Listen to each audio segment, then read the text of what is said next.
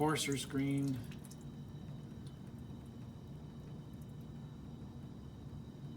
The water's drained to the bottom very quickly.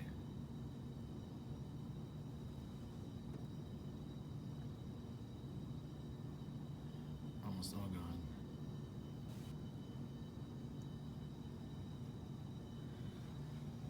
gone.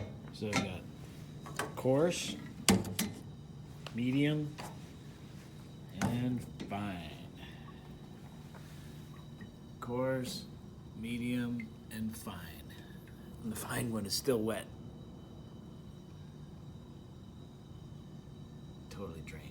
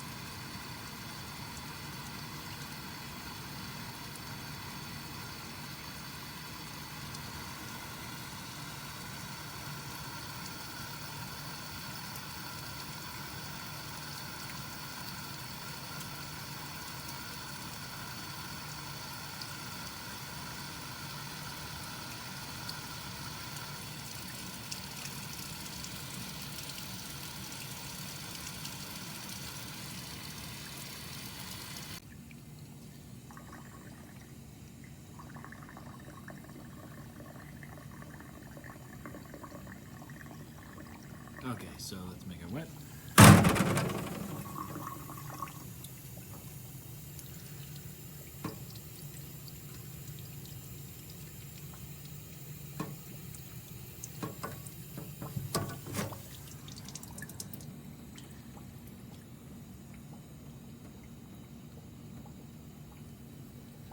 The water is stuck. Oh, there it's starting to drain a little bit.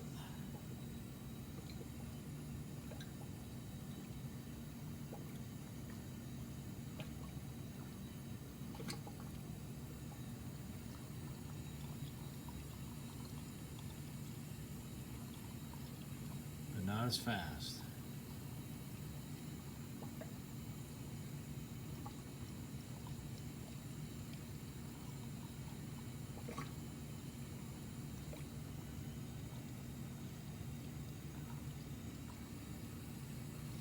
Okay.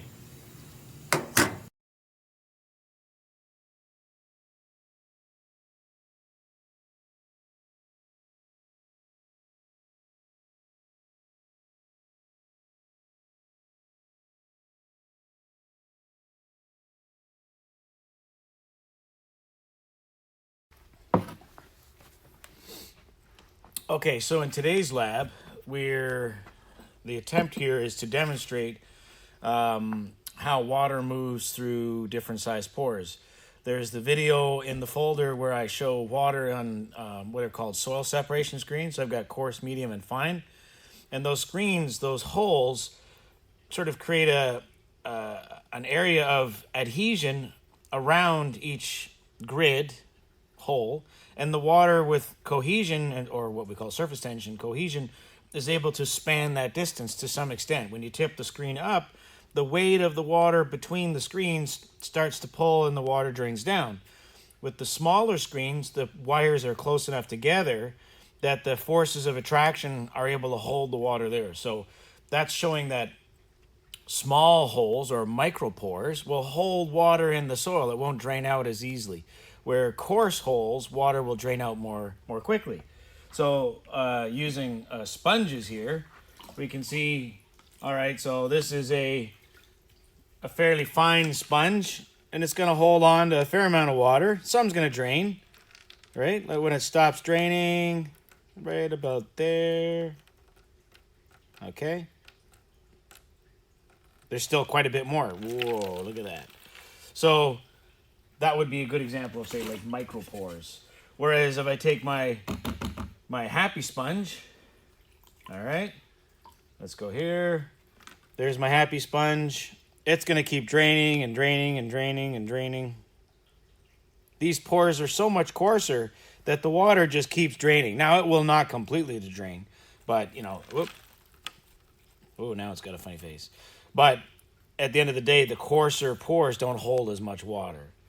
So I suppose we could have done that empirically, but they're the different shaped sponges. So that was just me summarizing the macropore, micropores. I think the screen do a better job of that. In this lab, normally you would be working with sponges and taking measurements, and I'm going to try to just do a summary experiment here with the sponges for you to see. Let's start with, I'm going to try to saturate a sponge. This is always tricky. Okay, so I've got a sponge. Let me get rid of my happy face sponge because it's kind of getting in the way. That I'm going to completely saturate. Okay, there's my sponge. It's fully saturated with water. If you look at the edge, you'll see that it stopped draining and there's water at the bottom of that sponge. Here on this end you can see a little better. Okay, so with water in soil, we have different forces. We've discussed them in the lesson this week. We have adhesion and cohesion, which is holding the water in the soil. And we have gravitational forces that are pulling the water out of the soil. Now, this sponge didn't drain completely because at this point when it stops draining, the forces of adhesion and cohesion, which are holding the water in the soil, equal the force of gravity. So the water's static. It doesn't move anymore. We call that the zone of saturation. So in this particular configuration, there's quite a bit of water in the sponge. All the way around, it's about 3/4 of an inch saturated where the top part has drained. Okay? What's interesting here is that if I repeat this experiment, let me drain that back. Okay? And I saturate the sponge. Okay? But I hold it in a vertical configuration.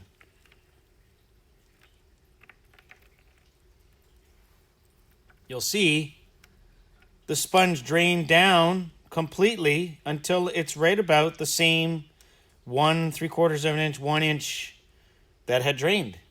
Because that, once again, is the same amount of gravitational force coming out the bottom and adhesion and cohesion holding the water into the sponge. Up here, gravitational energy was superior, so it pulled it out regardless of the total height of the sponge. Okay? One of the reasons why I go through this exercise is to explain the difference between a shallow pot and a deep pot. So let's say that's our deep pot, and let me get a shallow pot. Okay. There's our shallow pot. Here, if you have a plant here, the roots will be drier and the zone of saturation is further from the top. Here, look at this. The zone of saturation is almost at the top of the sponge. This is a slightly different sponge. It's a little finer, but the point is there's no real open, airy space in this soil. So a shallow pot is really suitable for crops that like their soil wet, like a spring bulb planter, where you've got tulips and daffodils and stuff coming out. They like their their roots wet. Think about it. They bloom and flower. Most of their growth happens in the spring when there's lots of precipitation. So they're used to having wet roots. So that's what they're expecting. Where let's say you grow a Gerber daisy, they don't like their roots really wet. So we grow them in what we call a standard 6-inch or a tall pot. And that means that the water will drain down below where their roots are for most of the time, meaning that there's less risk of root disease. We can measure this empirically. These are more or less the same size sponges. If I squish this in to my jar, we have around 100 milliliters of water that was in that soil after I had saturated. Remember, both these sponges started fully saturated. Let's take this one and squeeze it in. I missed some water. It should be 300, but I kind of spilled a little bit. But you get the gist. There's almost 300 milliliters of water, 3 times the volume of water. So typically I ask a question on the midterm. You'll get something on your quiz this weekend about the orientation of the sponge and how it impacts how water drains. And gravitational water pulling the water down, adhesion and cohesion holding it in, or what we call capillary action, same idea. I want to move on to the next part of this lesson, where if we have different layers of soil, all right? So what I'm going to do here is I'm going to saturate 2 sponges. It's really hard to do this because it drains really quickly. So I got 2 sponges fully saturated, all right? We're going to put them in the tray. And it happened very quickly. This sponge was fully saturated. In fact, I'll try again. So here it comes, saturated. Touch the sponge, and instantly the sponge drains into the next one. There's a little bit left, but not much. Most of it has drained into the sponge below. And the sponge below is fully saturated. So let me drain some of this excess water off.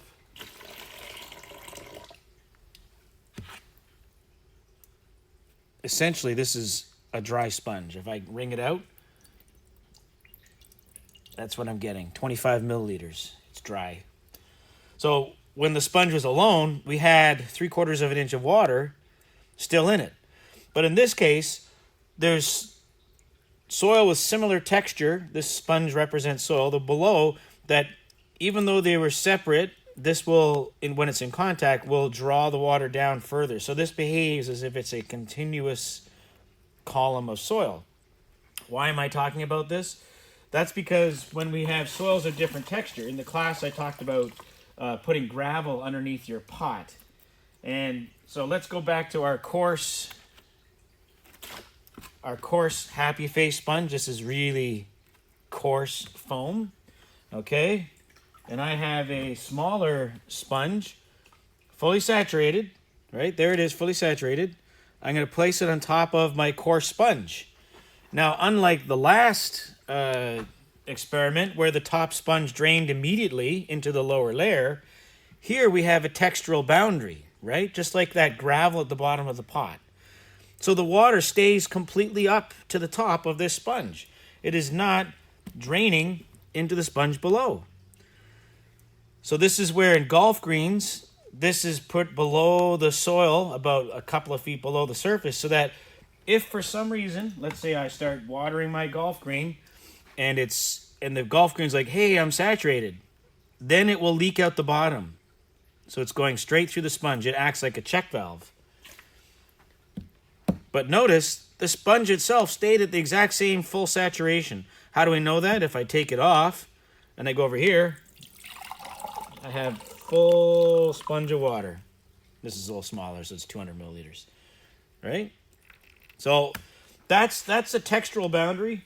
That's why you shouldn't necessarily put gravel at the bottom of your pot, unless for some reason your pot doesn't drain very well and you think that you need to have a check valve-like situation.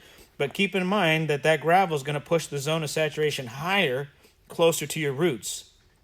Some plants might not like that. If they have fibrous, fine roots, most likely they're not going to enjoy that extra moisture that's near their roots.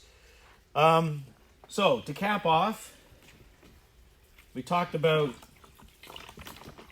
having a saturated sponge and then taking another saturated sponge, laying it on top, and the water drains completely out to the next layer because there's similar texture. There's very little textural boundary here. There's a little bit, but very little. So there you go. It's mostly empty now. Let it sit a little longer. So that's not much of a textural boundary. That's like saying, okay, let's put sand in the bottom of the hole and we'll put sand on top. Well, they're the exact same texture, so it's going to behave like a continuous column. All right. So again, the orientation of the sponge, we can go intermediate too, right? We can hold, this is sort of an intermediate sized pot. the same thing's going to happen. It's going to drain to about the same 1 inch from the bottom where your gravitational forces balance your capillary or adhesion and cohesion. This is going to be in between the 100 milliliters and the 300. So when it's done, it's probably going to work out to about 200 milliliters. I did lose some. Yeah, whatever. I dropped some on the ground. We're not being overly empirical here, right?